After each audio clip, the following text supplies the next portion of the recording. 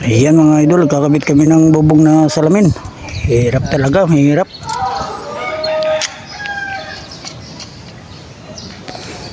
Lagyan muna namin ng flat bar kasi mataas to eh.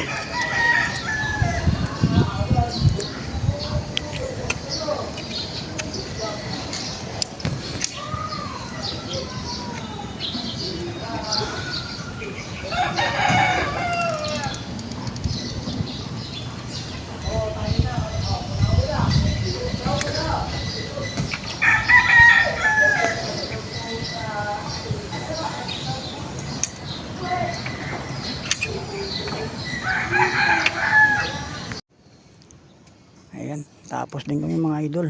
Ayan o. Lawak lang kinabitan ko ng salamin ah. Bubong, skylight. Ayan mga idol.